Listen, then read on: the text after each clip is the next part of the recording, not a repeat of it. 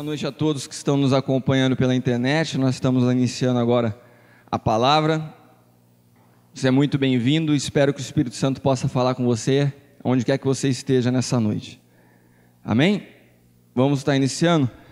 Eu gostaria nessa noite de falar sobre duas coisas que o Senhor tem falado de forma muito clara comigo nos últimos dias: velocidade e egoísmo. Você pode estar se perguntando o que tem a ver uma coisa com a outra. Repita comigo: velocidade e egoísmo. Normalmente a gente olha para essas duas palavras e não consegue ver conexão nenhuma entre elas, mas elas estão extremamente conectadas, porque a velocidade que nós colocamos na nossa vida em várias situações ou em várias áreas das nossas vidas está ligado à maneira como nós enxergamos a nossa vida e a vida das pessoas que estão ao nosso lado. Numa das cartas do apóstolo Paulo, ele fala que a gente precisa aprender a caminhar com aqueles que estão chegando, entendendo e discernindo o tempo de cada um. Há momentos em que na nossa vida nós já estamos comendo um alimento sólido e a gente passa a conviver com pessoas que estão precisando de um leitinho. E às vezes a gente não quer diminuir o ritmo ou a velocidade da nossa vida para acompanhar esses que estão iniciando. Ou há momentos na nossa vida que é necessário a gente andar um pouco mais rápido, porque o Espírito Santo já nos alcançou, Ele já se revelou a nós, nós já entendemos que Ele é tudo na nossa vida, e Ele está te esperando mergulhar, acelerar os teus passos, e você quer continuar andando devagar no teu ritmo, fala: não, eu vou do meu jeito. A velocidade está intimamente ligada a egoísmo. Eu, na minha vida, eu sempre tive uma tendência natural de querer acelerar tudo. Na minha vida eu sempre fui uma pessoa que gostei de andar rápido, em todos os aspectos, de dirigir rápido, de correr, de fazer esporte quando eu tinha que ir rápido. Eu não conseguia participar de uma prova e ver uma pessoa um pouco mais cheinha do que eu passar por mim correndo. Eu falei: caramba, eu tô mal. Eu treinava que nem um doido, tinha que ir melhor.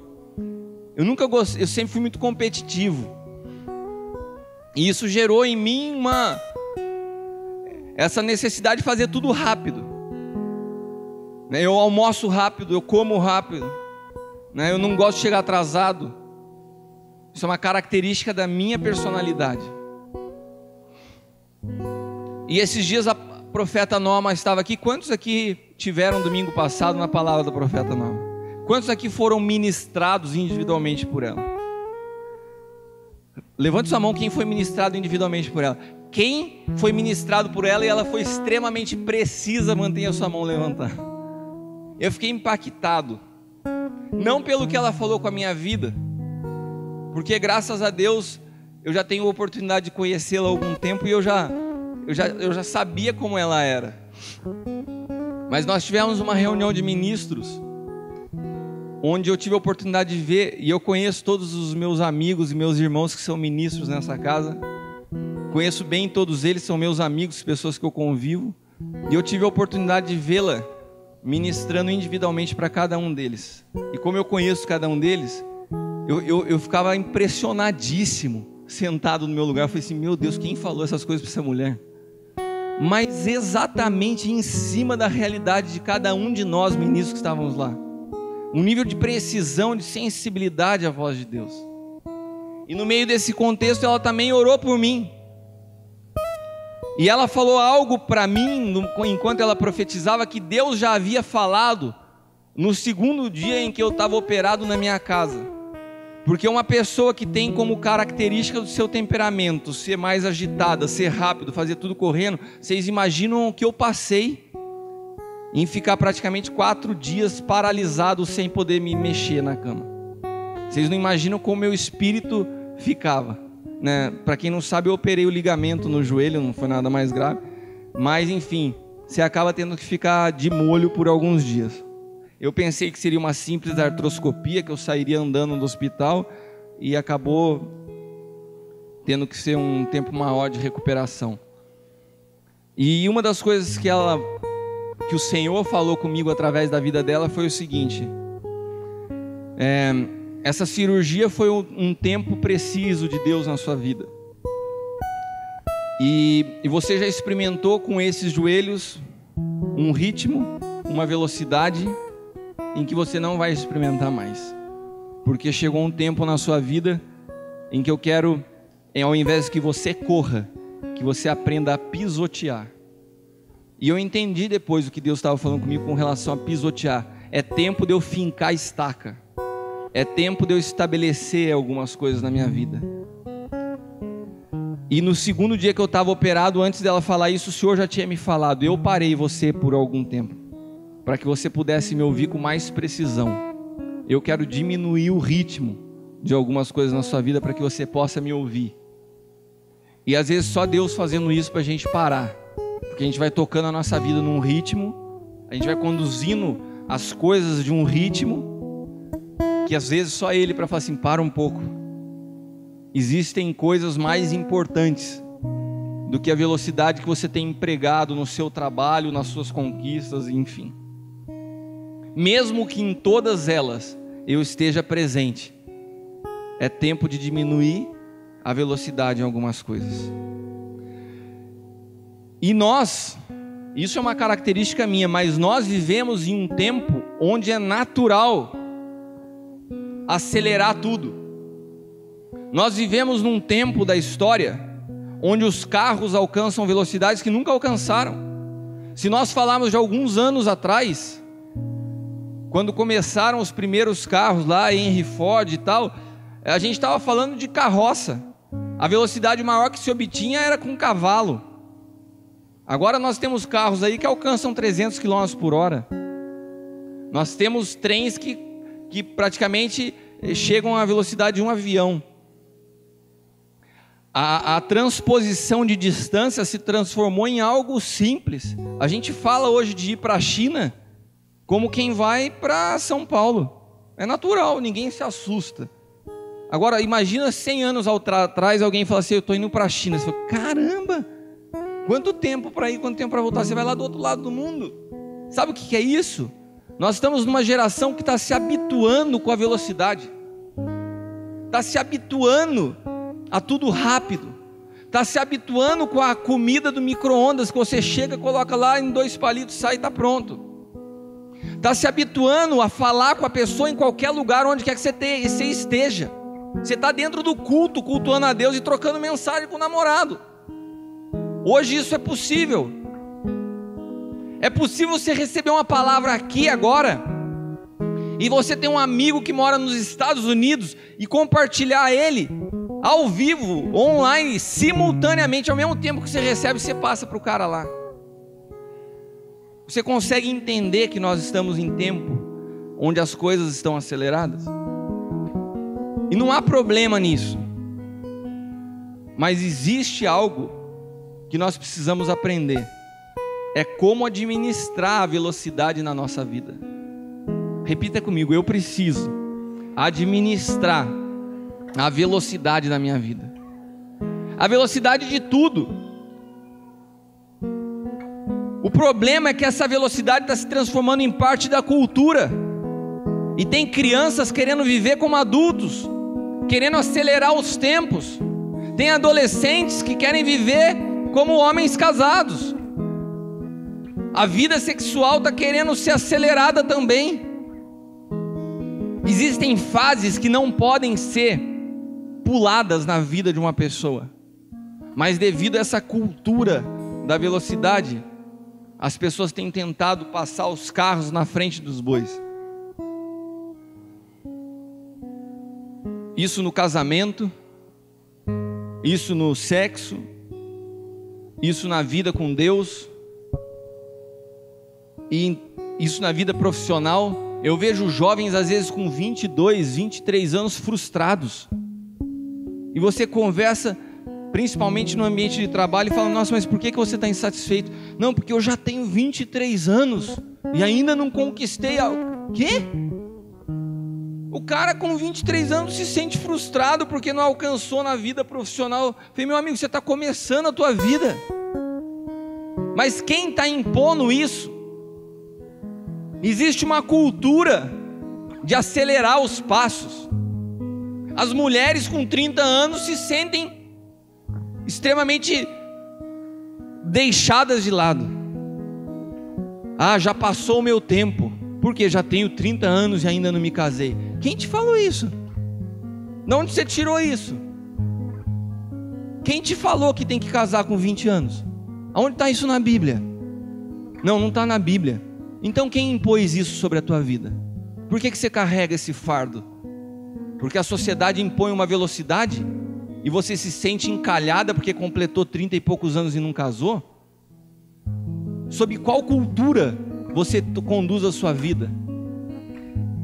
Sobre a opinião das pessoas que nunca estão satisfeitas conosco? Se você está solteiro, quer que você case. Se você casa, quer que você tenha filho. Se você tem filho, quer que você tenha neto. Se você tem neto, você quer que tenha mais um outro filho. E não para. Ou você ouve a voz de Deus e entende e discerne os tempos na sua vida, ou você fica louco. E imagina as crianças que estão iniciando a sua vida no meio dessa cultura. Uma pressão violenta. Nossa, você já tem 10 anos e ainda não começou a estudar inglês e espanhol? Mas calma aí, é 10 anos de idade. Eu vejo isso acontecer com amigos dos meus filhos à minha volta.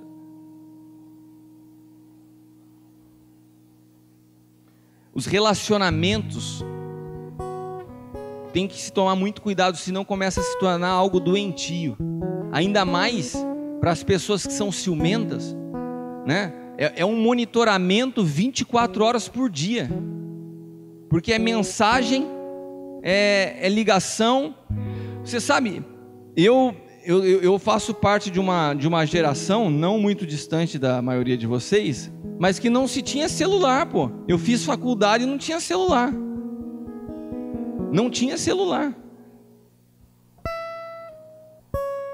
Na época eu me lembro que quando eu namorava, eu tinha que marcar o horário que eu ia ligar para a pessoa estar em casa e atender o telefone. Né? Coisa que você fala para pessoas dessa geração, não entendem o que é isso. Mas quando você entra nesse nível de velocidade da comunicação, tem que tomar cuidado para não se transformar em algo doentio. Senão é um controle que é ruim. Eu me lembro quando nós começamos a nos habituar com a cultura do celular, de uma história que um amigo meu contava. Era uma piadinha boba dele lá, mas que era engraçado. Um dia o cara tinha acabado de comprar um celular, e um desses caras da vida que tinha a esposa, mas saía com trocentas mil amantes e tal, e uma dessas noites o cara estava num motel com a amante, e a mulher ligou, e o cara tinha acabado de comprar o celular, ele ligou no celular dele, numa boa, falou: ô bem, você não chegou ainda? Falei: como que você me descobriu aqui? E o cara desesperado, porque a mulher ligou no celular dele, só que o cara estava de outra cultura, no telefone fixo. Quando a mulher ligou no celular, ele ficou desesperado. Depois caiu a ficha nele e falou: nossa, que fora que eu dei, né? A gente já é o contrário, a gente já se habituou a ser monitorado. Onde você quer que você... Às vezes eu estou no meio de uma reunião importantíssima e recebo 15 mensagens. Por que você não está atendendo? Eu quero falar com você. Ou eu desligo o celular e fico com essa rir assim, e ainda tem um problema, porque se eu não atendo, daí toca o celular da Zelinda. Entendeu? Isso tudo é a velocidade da comunicação, né? Que gera essas situações diferentes, né? E a gente tem que tomar cuidado, porque nós temos a tendência de toda cultura que começa a ser gerada numa geração no mundo, a gente transportar para o nosso relacionamento com Deus. E aí que mora o grande problema. A gente tem a tendência de acelerar as coisas e querer que o nosso relacionamento com Deus seja da mesma forma. Só que a gente precisa aprender algo. Nós temos as nossas vidas conduzidas num tempo que se chama Cronos. Repita comigo: Cronos. Você consegue acompanhar a sua vida pelo relógio. Você sabe quantas horas duram o dia. Você conta os anos e comemora aniversário. Repita comigo: Deus não faz aniversário. A nossa mente não alcança isso, porque você foi concebido na tua mente natural num dia, você tem tantos anos de existência, você fica olhando no teu relógio para ver se eu estou falando muito, para ver se a hora do culto vai passar ou não vai passar. Agora Deus não está preso ao tempo, Cronos, porque Deus é Espírito, o Espírito não se limita no tempo. O tempo de Deus é o tempo Kairos, e esse tempo Kairos faz parte da mente e da cultura daqueles que se submetem ao reino. Se você não consegue ter uma mente de reino e você tenta entender a Deus com a sua mente no Cronos, você vai ter problema, porque você vai se frustrar achando que Deus não responde às suas orações. Você vai se frustrar achando que o tempo está passando e as coisas não estão acontecendo na sua vida. Você vai se transformar em alguém ansioso, e pode ser que você se transforme até em alguém invejoso, porque você vai ver as coisas acontecendo na vida de pessoas e você vai achar que na sua vida as coisas não estão acontecendo, mas elas não estão acontecendo na tua ótica, porque você está preso a um tempo Cronos, mas Deus não está preso a esse tempo, porque Deus, Ele mede a tua vida através de uma visão eterna. Ele não está preocupado se você está 1 dia, 2 dias ou 2 anos esperando. Ele está preocupado em que o propósito para qual Ele te criou se cumpra na tua vida.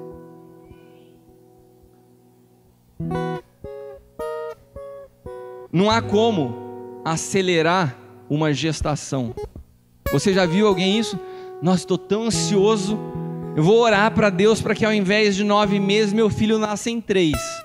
Alguém tem poder para fazer esse tipo de oração? Nós estamos num processo de gestação, de gerar filhos. Nós estamos assim como Paulo, que gerou de dentro das cadeias, quando ele escreve aos Filipenses, ele gerou filhos, em oração, em cartas, gerou pessoas para Cristo. E nós desde algumas semanas atrás começamos a orar por pessoas que nós queremos ver suas vidas transformadas. E há um tempo para que isso aconteça, há um tempo para o trabalhar de Deus. Não existe como acelerar uma gestação, mas tem pessoas que às vezes querem gerar outras a fórceps. Vamos arrancar essa pessoa aí na força, vamos trazer fulano de tal para o reino na marra. Isso não existe. Existe um tempo preciso, existe um tempo de Deus, para que a gente não gere traumas, para que a gente não atropele situações. Existem pessoas que tentam acelerar as coisas, e na sede de se casarem, baixam seus padrões. Eu vejo, às vezes, homens e mulheres buscando pessoas no mundo, e às vezes vem com uma conversinha assim: só falta ser crente, apóstolo. Tem um caráter, se falta ser crente, só falta tudo. Só falta ser crente, então falta tudo. Existem pessoas baixando os padrões e fazendo concessões para poder fechar negócios. Não, é uma oportunidade que surgiu, foi Deus que mandou. Deus não manda situações que sejam ilícitas para abençoar a sua vida. Pode ser até que Ele permita que chegue até você para provar o que está no teu coração. Mas se você aceita, você pode ter certeza que você está aceitando um presente do capeta. Isso não vem de Deus. Olha, dei um suborninho, mas deu certo. Consegui um negócio, foi de Deus. Para de pôr o nome de Deus nessas coisas. Você ainda fica envolvendo Deus num negócio que você não tem nada a ver. É capaz de Deus parar e olhar e falar assim: eu não estou nisso não. Não me envolve nos seus rolos. Negócios que para serem fechados, às vezes a gente quer pular etapa. Porque existem pessoas que têm pressa, querem acelerar o tempo para enriquecer. Será que tem alguém aqui nessa noite? Eu acho que não tem. Deve ter alguém que está nos vendo pela internet que é assim. Aqui na igreja não acontece isso, mas eu já vi pessoas assim. Sede por enriquecer, desespero por enriquecer, passa por cima do que for necessário, pula as etapas que tem que pular. Mas o importante é que eu tenha dinheiro no bolso e tenha uma vida tranquila e tenha meus sonhos realizados. a gente não pode negociar a nossa fé para realizar as nossas vontades. Essa semana eu tive uma experiência muito forte.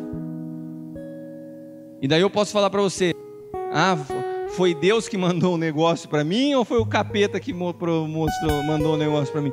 Não importa de onde veio, eu sei que eu tive uma oportunidade interessante na minha vida essa semana. Como vocês sabem, nós ganhamos como empresa o prêmio de empresa mais sustentável do país, um prêmio Sustentax, algo que foi impactante para a gente, porque passa por um processo muito rígido de auditoria em várias coisas, muito além de meio ambiente, vai desde relacionamento com cliente, fornecedor, a parte social, e foi um tempo de honra realmente na vida do meu pai. Foi emocionante ver, depois de tantos anos de luta, ele conquistando isso como vice-presidente da empresa. É até bom fazer um parênteses aqui, às vezes as pessoas não sabem. Meu pai, desde que ele abriu essa empresa, ele consagrou a empresa a Jesus.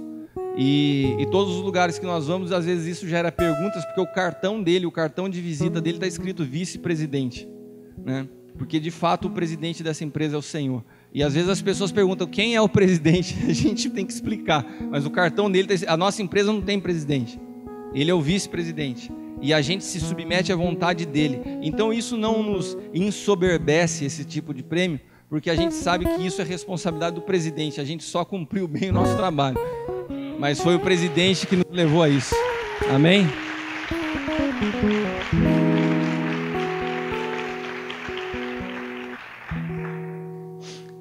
Mas aconteceu algo essa semana em virtude desse prêmio. Esse prêmio acabou abrindo algumas portas. E existe, eu não sei se vocês já ouviram falar do BID, o Banco Mundial. O BID é um banco que financia países subdesenvolvidos ou países em desenvolvimento. E existe um braço que se chama IFC, que financia o mundo corporativo. E às vezes surgem oportunidades, e por causa da gente trabalhar no meio sustentável, surgiu uma oportunidade para nós nessa área. E dentro dessas oportunidades que haviam surgido nessa área, um dos nossos amigos que nos apresentou esse banco me falou assim: Cristiano, nessas esferas que nós estamos circulando, as coisas têm que ser um pouco mais neutras, e vocês às vezes são muito explícitos na sua fé, porque no meu cartão está escrito do lado: Deus é fiel. Ele falou assim: eu acho que isso pode atrapalhar um pouco. Eu falei para ele assim: se isso for atrapalhar alguma coisa, é sinal que o Banco Mundial não serve para minha empresa, porque quem me trouxe até aqui foi o Senhor, e a nossa empresa é a extensão daquilo que nós cremos. Então, se isso daí não for assim, então não vai ser, né? E eu não titubeei nem um segundo para falar disso. Mas eu tenho visto, às vezes ao meu lado, pessoas que comungam da mesma fé que eu, fazendo concessões todos os dias. Eu vejo situações que me entristecem, porque eu de fato reconheço que nenhuma conquista se compara àquele que me conquistou. E a gente precisa aprender a vencer o maior problema dessa geração, que se chama egoísmo. Repita comigo: egoísmo. Nunca se viveu no mundo um momento onde as pessoas estivessem tão próximas uma da outra e tão distantes ao mesmo tempo. Hoje é possível que você mantenha muito bem um relacionamento com uma pessoa lá em Vitória, no Espírito Santo, ou lá na Bahia, ou lá nos Estados Unidos, ou lá na China, por Skype. Você pode acompanhar uma filha sua na faculdade, hein, pastor? Conversando com ela em voz e vídeo. Mas ao mesmo tempo que parece que essa velocidade aproximou as pessoas, nunca nós vivemos na história um momento onde as pessoas se tornaram tão individualistas. Namoros que se iniciam pela internet sem nenhum contato. Você nunca viu a pessoa na vida e começa a namorar. Então são coisas dessa geração que se você falasse para os nossos avós, os caras falam, não, você está brincando que existe isso. Você já viu a propaganda do novo Fusca? Que os caras pegam o Fusca novo e levam para 1900 e bolinha lá e mostram para os caras, olha isso aqui. Que é isso? E os caras ficam... Eu fico imaginando a gente levar esse nível de tecnologia 100 anos atrás e falar assim, e mostrar isso para alguém. As pessoas iam achar que loucura. As pessoas tão próximas. Você consegue estar tão próximo, mas ao mesmo tempo tão sozinho. Tão próximo e ao mesmo tempo tão distante. Amizades virtuais, namoros virtuais, compras virtuais, universidades à distância. Daqui a pouco você não precisa ter contato físico para fazer nada. Você trabalha da sua casa, você se relaciona da sua casa, você mantém contato com seus amigos da sua casa. E eu falo da sua casa, pode ser num quarto de 5 metros quadrados. Com um computador você está conectado com todo mundo, mas ao mesmo tempo sozinho. Repita comigo, sozinho. Você sabe aonde nasceu essa palavra, esse projeto? Na mente de Satanás. Deus nunca foi um Deus sozinho. A sua essência já é trina. E ele resolveu manifestar toda essa essência, criando o homem à sua imagem e semelhança, porque Deus tem algo que faz parte da sua essência, que se chama paixão por vidas. Mas a oposição disso é uma tendência que nós temos de nos isolar, de não abrir mão da nossa vontade, de não abrir mão do nosso jeito de pensar. Hoje 99% dos casamentos se acabam porque as pessoas não abrem mão do seu jeito de pensar, não abrem mão das suas vontades, não conseguem ceder para se relacionar, porque fazem parte de uma geração egoísta, individualista. Pessoas, jovens que olham para casamentos mais antigos e falam assim, eu não vou fazer igual que mulher, minha mãe era que nem uma boba do meu pai, escrava do meu pai, fazia tudo para ele fazer comida. Eu não, eu trabalho fora, eu chego em casa cansada. Meu pai era muito bom, dava muita moral para minha mãe, comigo não é assim não. Cada vez uma cultura individualista tem sido disseminada, e o reflexo disso é que todas as pessoas se sentem no direito de realizarem suas vontades a qualquer preço. E sabe qual que é o maior problema? Sem culpa. Então qual que é o negócio? Estou com vontade de transar, pode transar sem culpa, realiza a tua vontade. Pô, você tá na igreja, que coisa mais quadrada, não pode isso, não pode aquilo, faz a tua vontade. Expressar a vontade, fala o que quer, o que não quer, faz o que quer, onde quiser, sem culpa. Essa semana na TV tiveram algumas cenas interessantes. O tal do Misael, que foi condenado a 20 anos de prisão, que pode ser pegar liberdade condicional e mais em 5, 7 anos, sei lá. Essas coisas da lei do nosso país, né? Matou a namorada, né? O cara, um advogado formado, matou a namorada porque a namorada terminou com ele. Não, e a minha vontade? Eu quero você, não, eu não te quero, então eu vou te matar. É a minha vontade, eu vou realizar. Ninguém segura a minha vontade. O outro carinha sai bêbado da boate, da balada. Não, porque eu tenho dinheiro, meu pai manda, eu faço o que eu quiser, eu faço a minha vontade. Bebi, vou pegar meu carro, ninguém vai me segurar, eu vou dirigir. Daí atropela um ciclista no meio do caminho, arranca o braço do cara. Daí ele está dirigindo, vê que está o braço do cara no retrovisor dele. Sabe o que ele faz? Para e joga o braço no rio. Não, é minha vontade, o cara que se dane.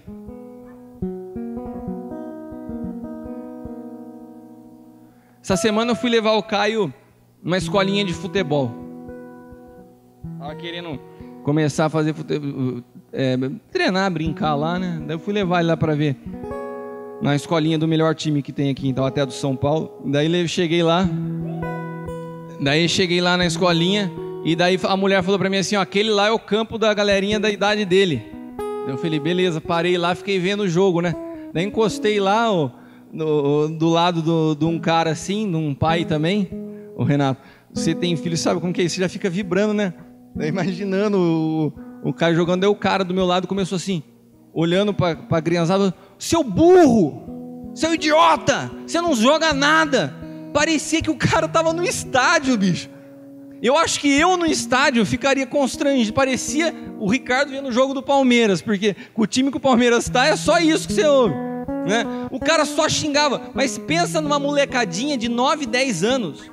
O Hélio, o cara parado na grade, mas ele ficava vermelho de raiva xingando as crianças. Seu burro, você não sei o que lá. E eu olhei do lado e falei: cara, eu não estou acreditando no que eu estou vendo. O nível da ignorância do cara. Daí eu falei assim: deve ser o filho dele, né? Que ele está xingando, que eu já achei um absurdo xingar o filho dele assim. Daí um professor encostou do meu lado e falou assim: eu vou ter que chamar a atenção desse cara. Eu falei: oh, que bom que tem alguém vendo. Ele falou assim: ele fica xingando a molecada. Não era nem filho dele, ele estava xingando o resto da molecada que estava atrapalhando o filho dele de ganhar o jogo. Você está entendendo qual que é o negócio? Ô seus burros, o meu filho joga muito, vocês não sabem jogar, então o time do meu filho vai perder por tua culpa. Não importa o que pensa o pai, não importa uma criança de 10 anos de idade, o que vai sentir com essas palavras bonitas de carinho que um marmanjo barbado estava expressando na grade de um jogo de futebol que valia título de campeonato. Ia ter um prêmio em dinheiro que era uma fortuna. Mas a ignorância da belezinha não estava xingando nem o filho, estava xingando os outros, porque os outros estavam fazendo o time do filho perder. Eu falei: você imagina se eu trago o meu filho e encosto para ver e vejo o cara falando isso com o meu filho? Com todo o meu amor cristão, com toda a presença do Espírito Santo na minha vida, eu acho que eu não aconselharia ele, nem falaria com ele de uma forma doce e meiga. Mas você sabe o que é isso?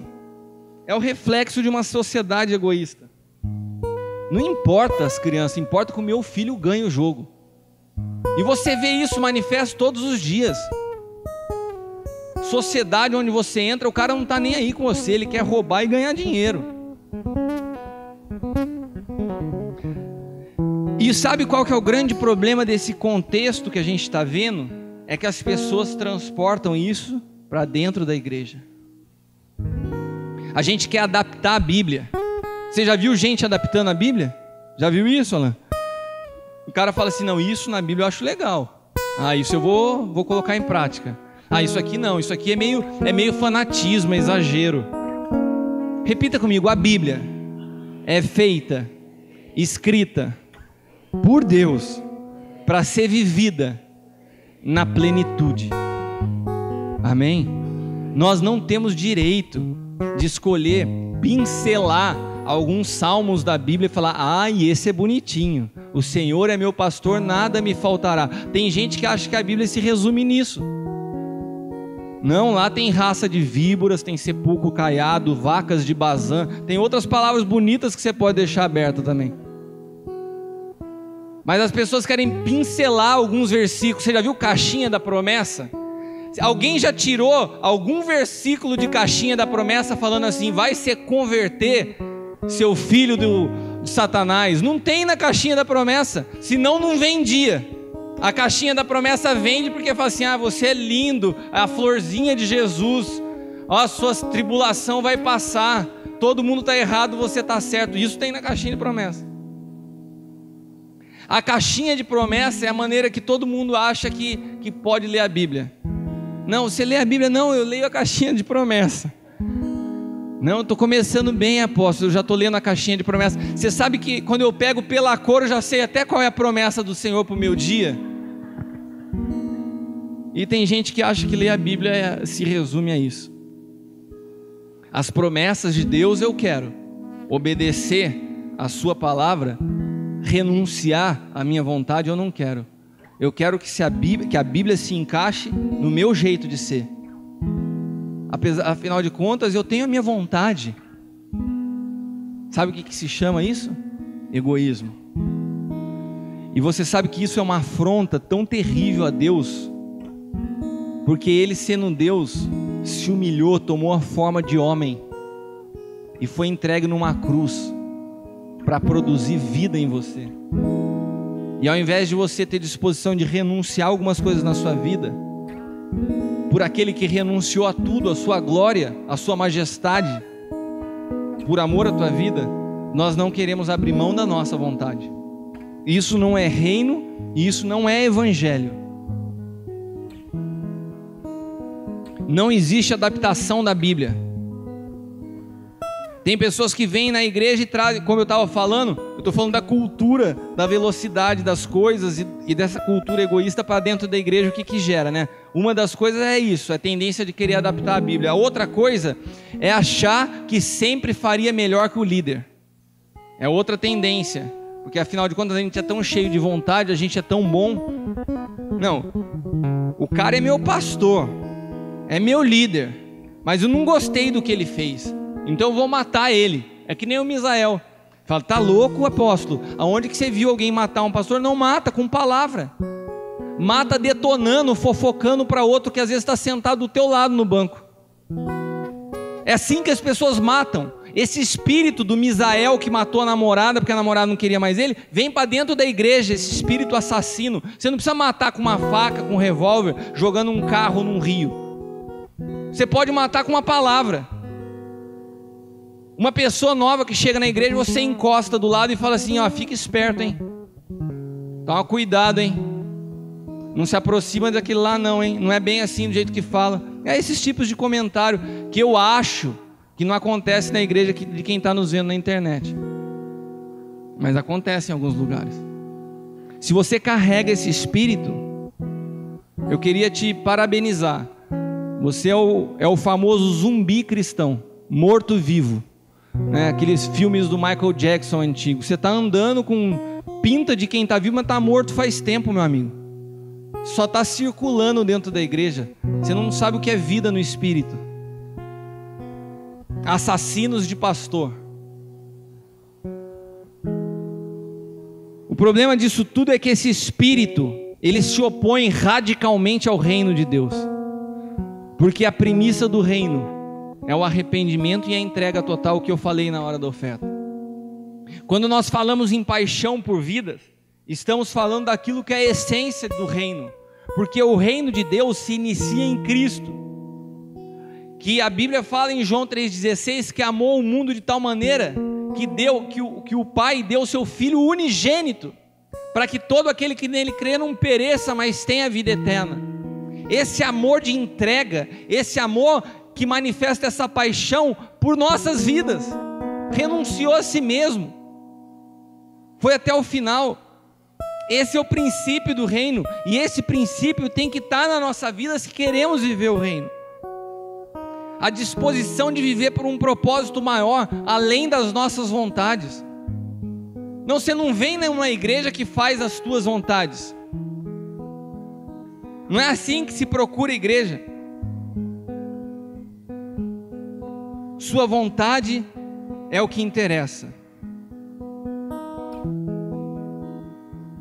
Quando a gente entende que a vontade dele é infinitamente superior à nossa, é que a gente começa a entender que o reino de Deus, na nossa renúncia, só ganhamos.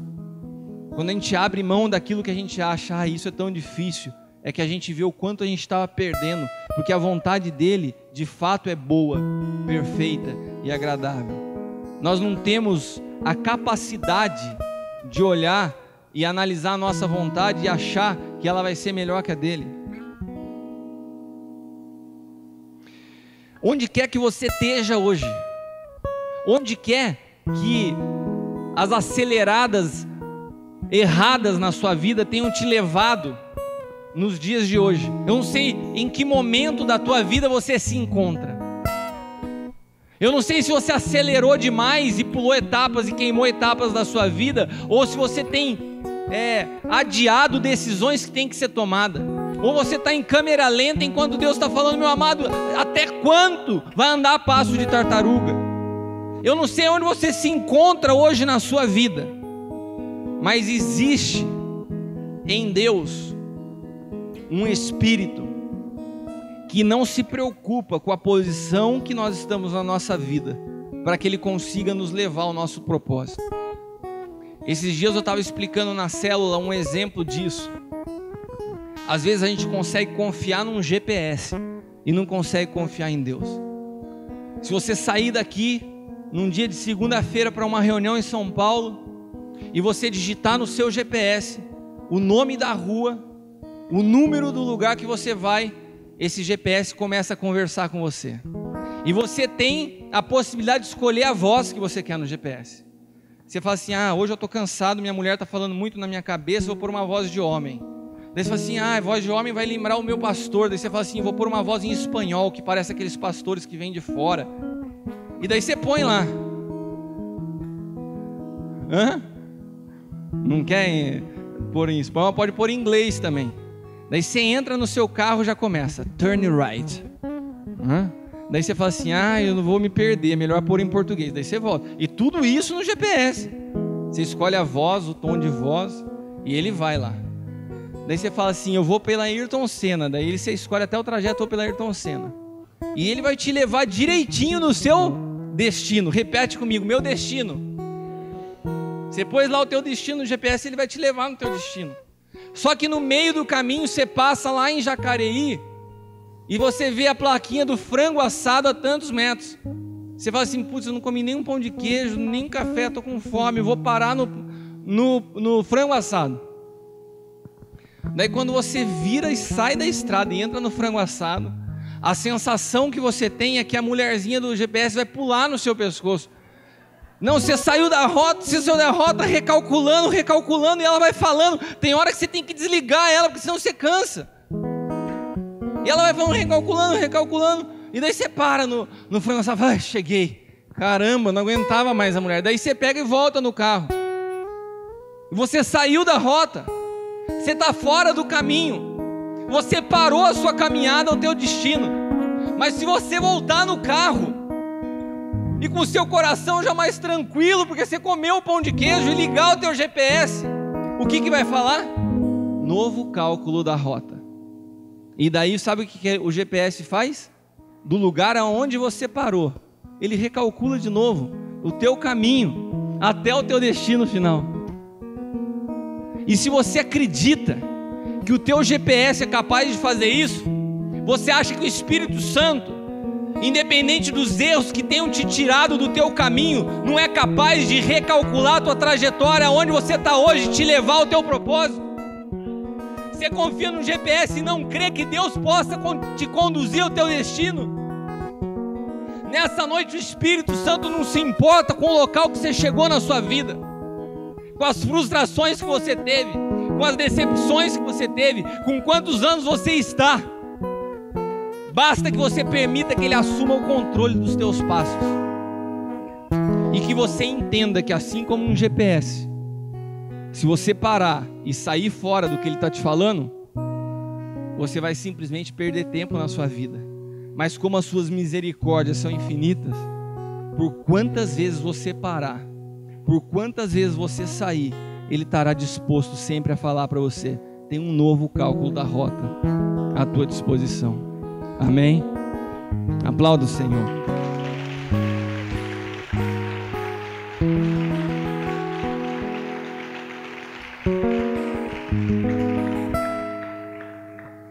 Quantos estão dispostos a instalarem esse GPS hoje?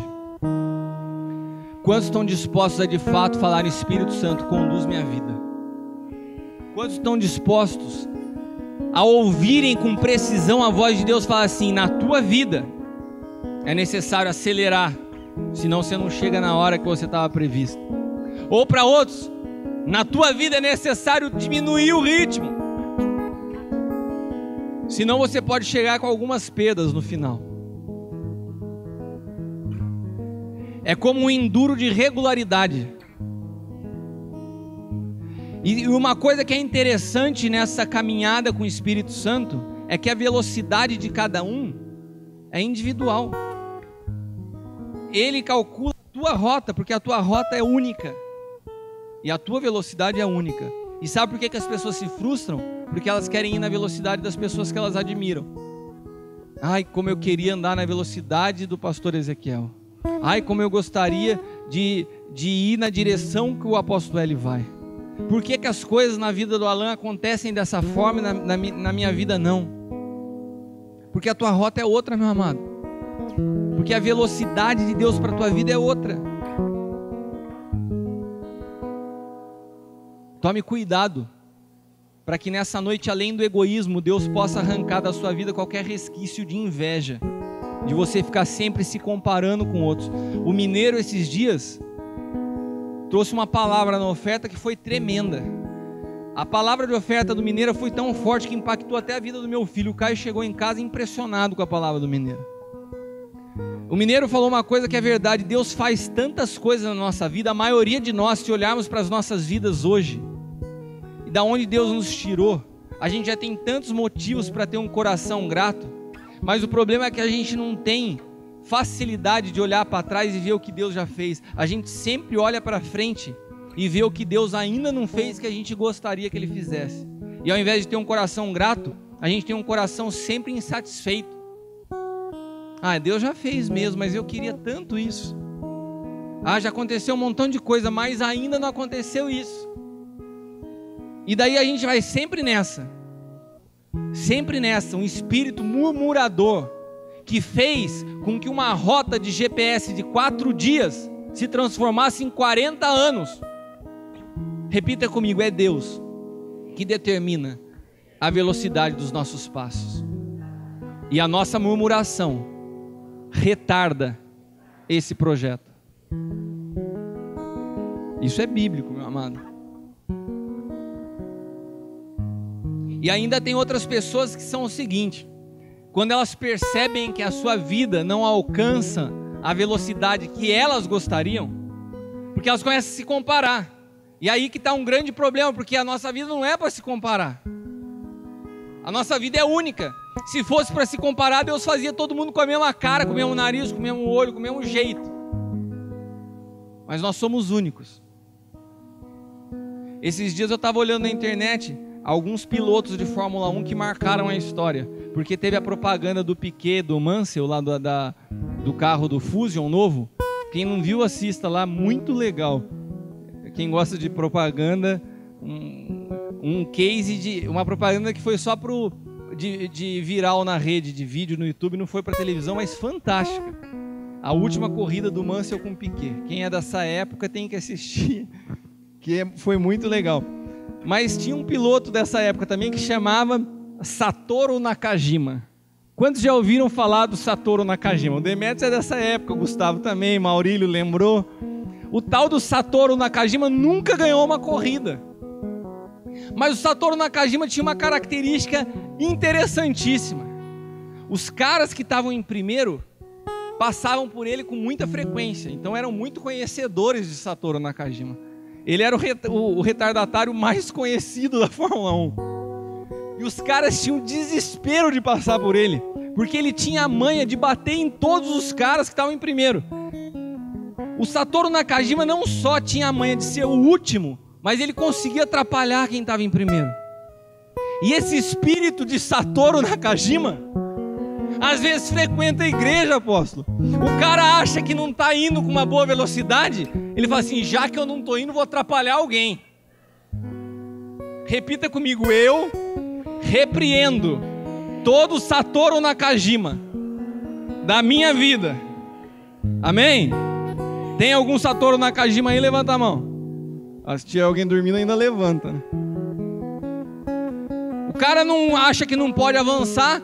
Já que eu não posso chegar em primeiro, eu atrapalho quem vai me passar agora. Virava e batia no cara. O Piquet, que era alguém manso e humilde de coração, que quebrava. Quantas vezes você já viu o Piquet arrebentando os caras na porrada? Saía e ia pra cima. Como que pode? Eu imagino a indignação do cara. Eu tô em primeiro, o cara é retardatário. Esse japonês entra na minha frente. Tinha uns paus homéricos, né, naquela época. Mas eu queria que você abrisse a sua Bíblia. Agora a gente vai começar a palavra. Lucas. Afinal de contas, tem gente que tem tempo para tanta coisa, né? Então a gente está falando de velocidade. O tempo de Deus não é o nosso. Então nós vamos começar a palavra agora. Evangelho de Lucas, capítulo 6, versículos do 22 ao 49.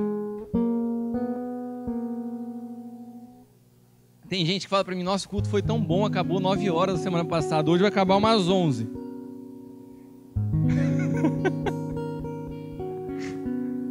Lucas 6, do 22 ao 49.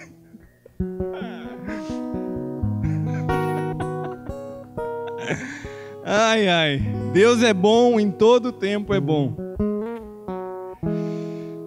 Eu vou ler uns pedaços e vou explicar para vocês. Quem está com pressa, diga amém. Amém. Bem-aventurados sereis quando vos odiarem e quando vos separarem e vos injuriarem e rejeitarem o vosso nome como mal por causa do Filho do Homem. Eu quero te falar uma coisa, esse versículo não tem nas caixinhas da promessa. Folgai nesse dia, exultai, porque eis que é grande o vosso galardão no céu, pois assim faziam seus pais aos profetas. Mas ai de vós ricos, porque já tendes a vossa consolação. Ai de vós os que estáis fartos, porque tereis fome. Ai de vós os que agora rides, porque vos lamentareis e chorareis. Ai de vós quando todos os homens vos disserem bem, porque assim faziam seus pais aos falsos profetas. Você sabe o que esse trecho aqui das Escrituras dizem? Esses dias eu ouvi uma grande pregadora, uma apóstola do Senhor, pregando e dizendo sobre a necessidade que nós temos de nos posicionar e não concordar com tudo que a gente ouve, né? A apóstola Leila Miranda, se vocês não viram, tem no site da igreja, assista essa mensagem de verdade tremenda, tremenda, impressionante o discernimento, a revelação que a Leila teve de um problema que acomete essa geração. Pessoas que vêm conversar as coisas com você e porque você não quer ser mal visto e não quer que o seu nome seja mal falado, você sempre concorda com tudo. Daí vem alguém que engravidou fulano de tal e fala, ai, fulano de tal vai ter um neném, e daí sabe o que você faz? Ah, que legal, que belezinha, e você não consegue parar e fala assim, mas está errado, isso não é vontade de Deus. A gente não consegue se manifestar, a gente prefere a posição de neutralidade, para que a gente não seja visto com maus olhos pelas pessoas. E essa palavra diz que bem-aventurados sereis quando os homens vos odiarem, quando vos separarem, vos injuriarem e rejeitarem o vosso nome. Quantos aqui querem ser rejeitados pelo mundo? Quantos aqui querem ser mal falados pelas pessoas? A gente não quer isso. A gente quer estar bem com todo mundo, mas não há como você viver o reino de Deus e estar bem com todo mundo. Quem vive o reino tem que se posicionar, e para se posicionar você não agrada a todo mundo. A gente tem medo de receber crítica, a gente tem medo de ser mal falado, a gente tem medo quando os nossos amigos falam, você vai virar crente? Você vai para a igreja?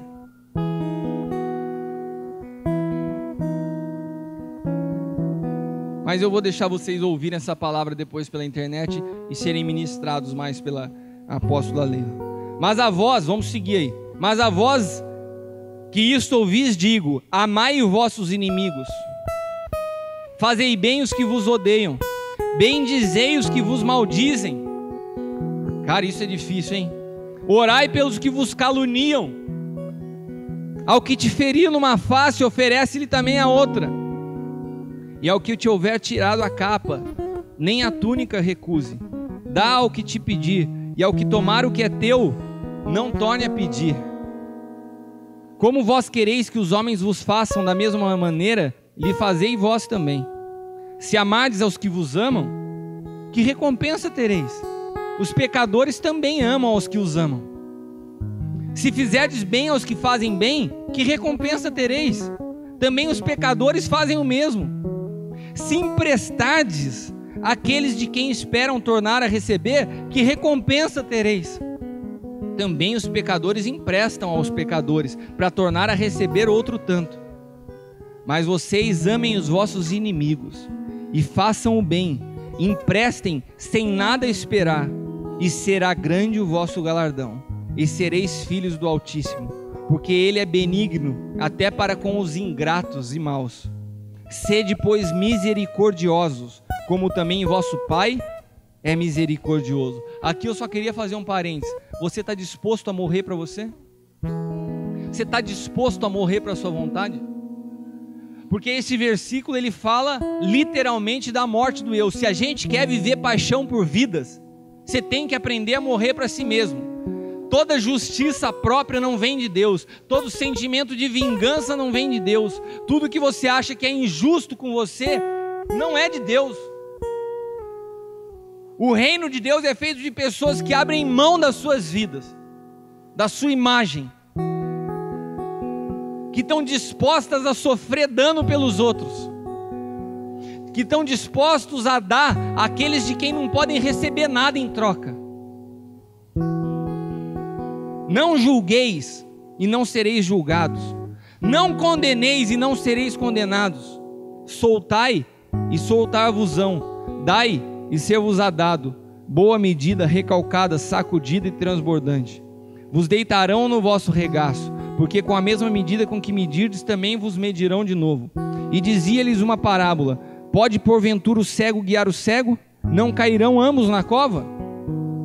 Além do espírito de Satoru Nakajima, tem um outro espírito que às vezes acomete a igreja, que algumas pessoas popularmente ou vulgarmente chamam de encosto.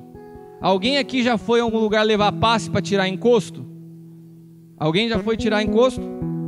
Então tem gente que já foi, é muito comum essa palavra encosto. Tem gente que acha que isso é só, acontece nos centros espíritas, existe encosto dentro da igreja evangélica.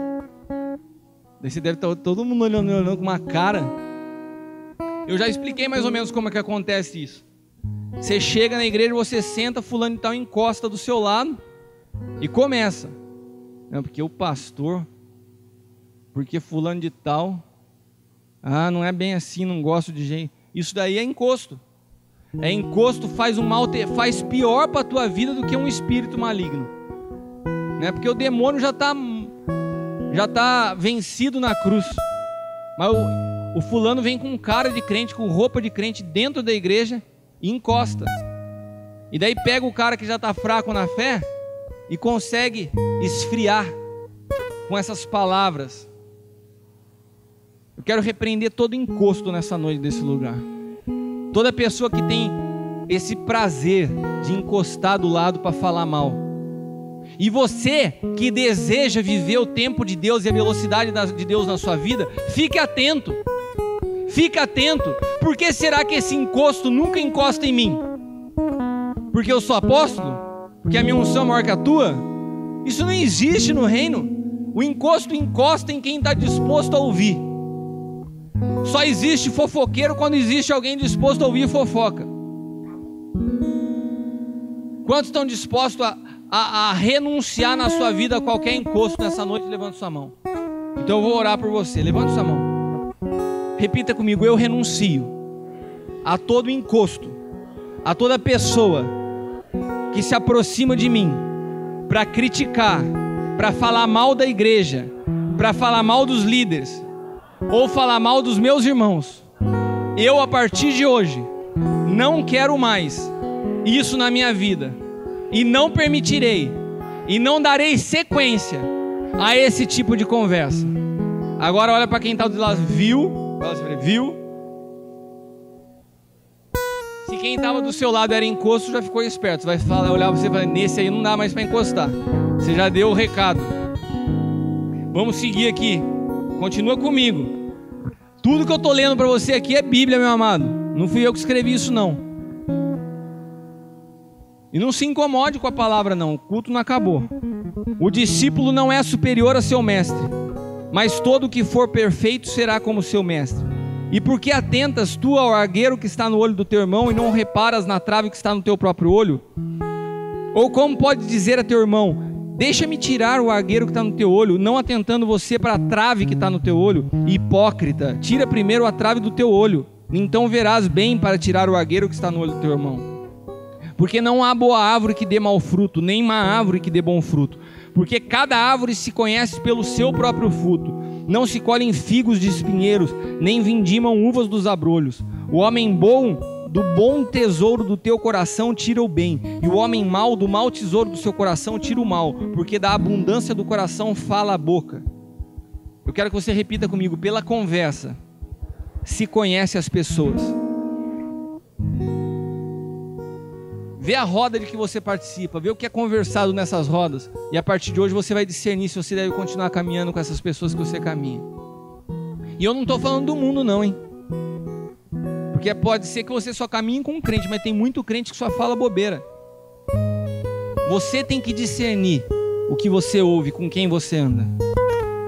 Por que me chamais Senhor e não fazeis o que eu digo? Qualquer que vem a mim e ouve as minhas palavras e as observa, eu vos mostrarei a quem é semelhante. Ao homem que edificou uma casa, cavou, abriu bem fundo e pôs os alicerces sobre a rocha.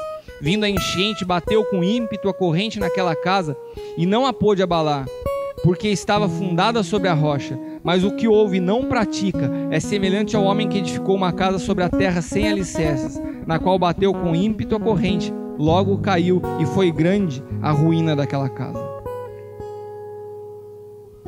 A gente tem que tomar cuidado para a gente não se tornar ouvinte da palavra.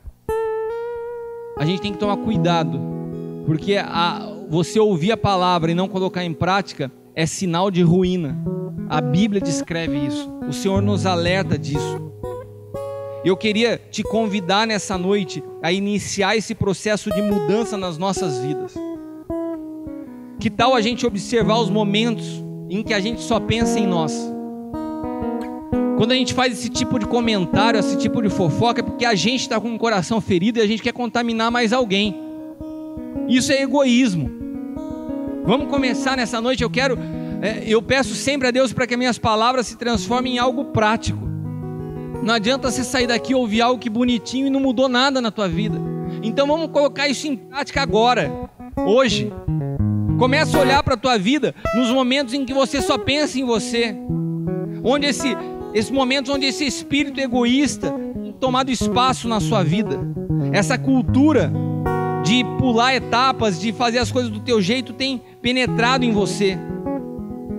Porque a gente pode escolher nessa noite caminhar como Pedro ou como Judas. Eu falei esses dias isso, postei lá no Face, falei até na célula, gerou uma polêmica.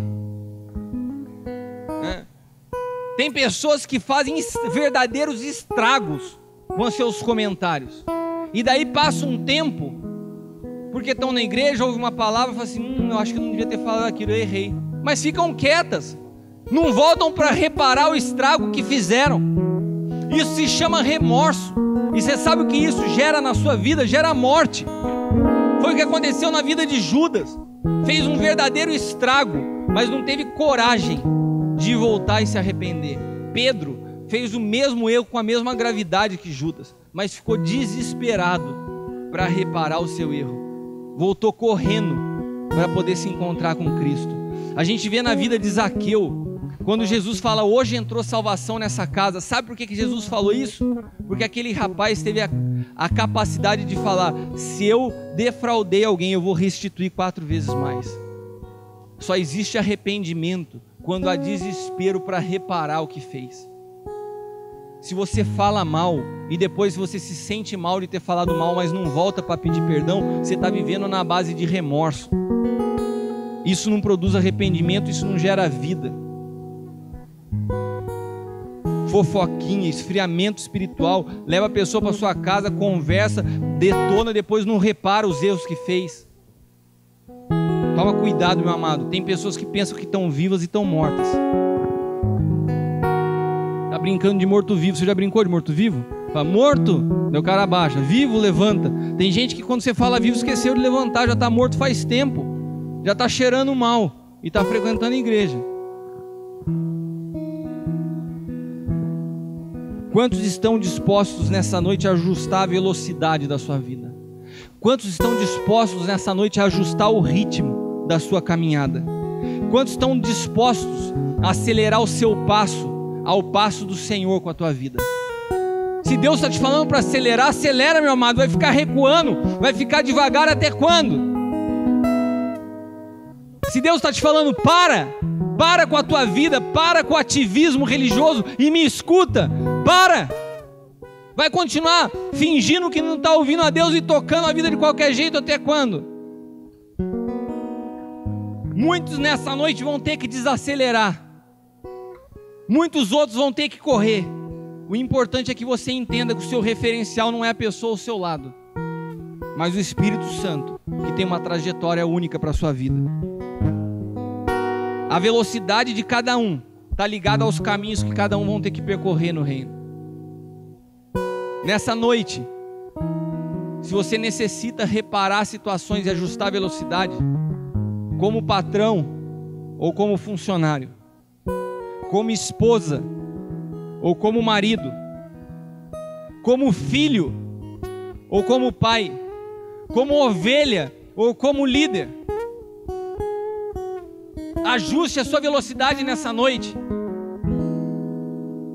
Não permita mais que palavras que você já está cansado de ouvir fiquem desapercebidas. Tome uma posição nessa noite. Permita que o Senhor realmente se torne o centro da tua vida, que de fato Ele seja o rei do teu coração. Eu quero ler um último versículo da Bíblia, para que a gente encerre nessa noite, e eu encerro com isso. Queria te convidar a se colocar de pé, vamos ler de pé e pedir para o Alan me ajudar aqui. Filipenses capítulo 2, versículos 3 ao 16. Abra sua Bíblia, e eu queria que você prestasse muita atenção nesse trecho das Escrituras. Carta de Paulo aos Filipenses, também chamada de Epístola da Alegria. Nunca você vai encontrar na Bíblia mais palavras falando sobre regozijai no Senhor, alegrai-vos no Senhor, do que na carta de Paulo aos Filipenses. E Paulo escreveu essa carta de dentro da cadeia, preso.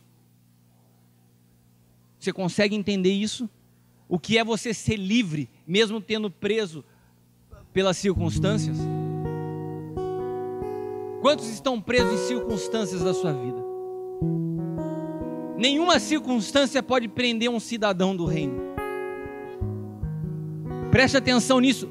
Olha, eu não sei se você tem pressa. Nessa noite Deus está lidando com velocidade de coisas. Eu não sei qual compromisso você tem, mas eu posso te afirmar que nenhum é mais importante do que Deus tem para você nessa hora. Se você tiver com pressa para ir embora, meu amigo, você pode ir. Nós não vamos, nem eu, ninguém pode te deter. Mas nessa noite que o Espírito Santo te dê discernimento daquilo que realmente importa. Porque nessa noite Deus tem algo especial para fazer na tua vida. Depende da tua decisão de realmente colocar a velocidade de Deus na sua vida. E para isso você vai ter que mudar alguma coisa a partir de agora. Pessoas que estão acomodadas, que estão meio na sua vida espiritual, estão meio devagar, e o Senhor vai chegar, vai pôr um anjo atrás de você, vai te empurrar para que você tome velocidade. E outros, Deus também vai colocar um anjo na sua frente e vai falar: para, você precisa me ouvir. Você não está conduzindo a sua vida do jeito que tem que ser. Já abriu lá em Filipenses 2, do 3 ao 16. Eu vou ler para vocês. Nada façais por contenda ou por vanglória, mas por humildade. Cada um considere o outro superior a si mesmo. Não atente cada um para o que é propriamente seu, mas cada qual também para o que é dos outros. De sorte que haja em vós o mesmo sentimento que houve também em Cristo Jesus, que sendo em forma de Deus, não teve por usurpação ser igual a Deus, mas esvaziou-se a si mesmo, tomando a forma de servo, fazendo-se semelhante aos homens, e achado na forma de homem, humilhou-se a si mesmo, sendo obediente até a morte e morte de cruz. Por isso também Deus o exaltou soberanamente e lhe deu um nome que é sobre todo nome, para que ao nome de Jesus se dobre todo o joelho nos céus, na terra e debaixo da terra, e toda língua confesse que Jesus Cristo é o Senhor, para a glória de Deus Pai.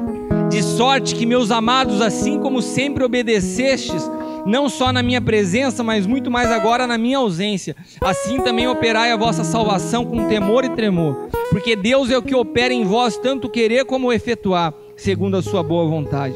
Fazei todas as coisas sem murmuração, nem contenda, para que sejais irrepreensíveis e sinceros, filhos de Deus inculpáveis, no meio de uma geração corrompida e perversa, entre a qual resplandeceis como astros no mundo, retendo a palavra da vida, para que no dia de Cristo possa gloriar-me, não de ter corrido nem trabalhado em vão. Amém? Paixão por vidas requer a gente considerar os outros superiores a nós mesmos. Paixão por vidas requer de nós que ninguém se atente propriamente para o que é seu, mas para o que é do outro. Paixão por vidas tem que gerar em nós que nada seja feita por contenda ou vanglória, mas por humildade. Paixão por vidas requer de nós colocar o Senhor como o centro de todas as coisas da nossa vida.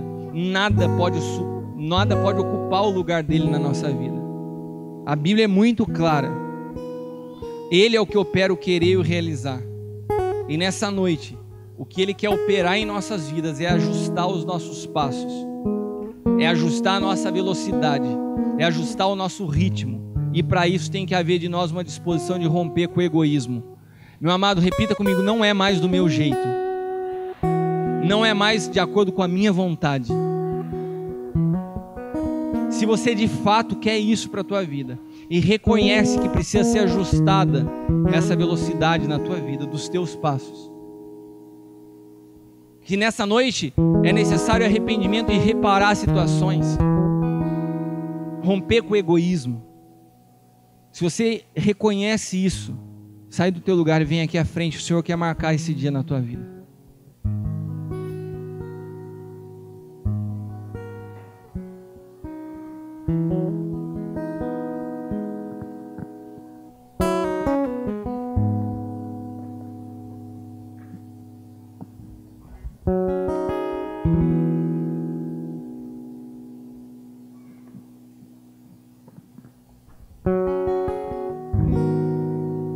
Nós vamos mais uma vez adorar o Senhor e nós vamos orar por vocês.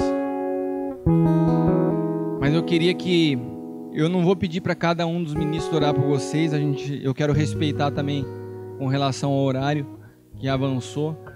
Mas eu quero que você entenda que isso é decisão pessoal.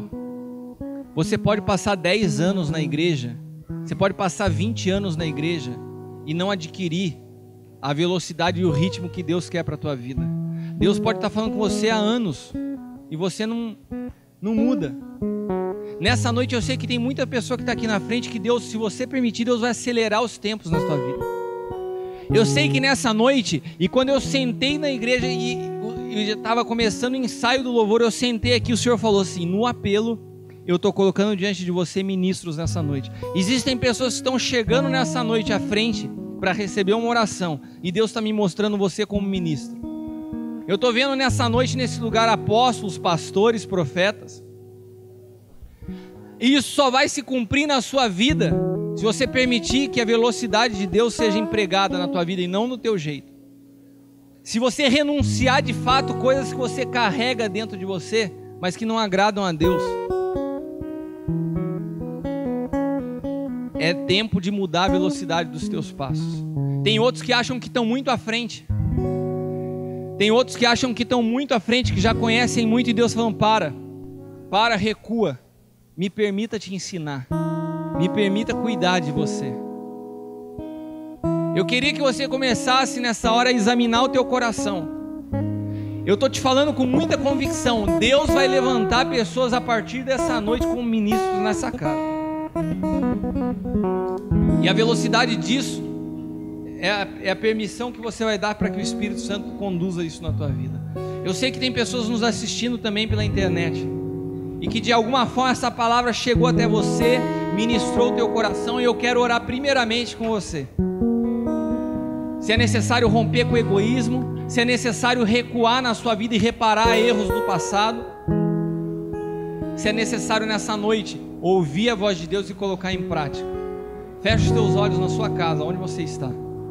Senhor Jesus, eu quero orar por cada uma dessas pessoas que estão nos vendo, para que esse espírito de individualismo dessa geração não alcance a vida dessa pessoa, que esse egoísmo seja arrancado, que a humildade possa ser gerada ao ponto que o arrependimento abra caminho para a entrada de cada um deles que estão nos vendo ao reino. Arranca o preconceito, arranca o julgamento, arranca as más conversações, Pai amado, e ajusta o passo de cada um daqueles que estão nos vendo, para que possam caminhar na tua velocidade. Eu os abençoo em nome de Jesus. Amém. Deus te abençoe. Esperando você no próximo culto, na próxima semana. Amém?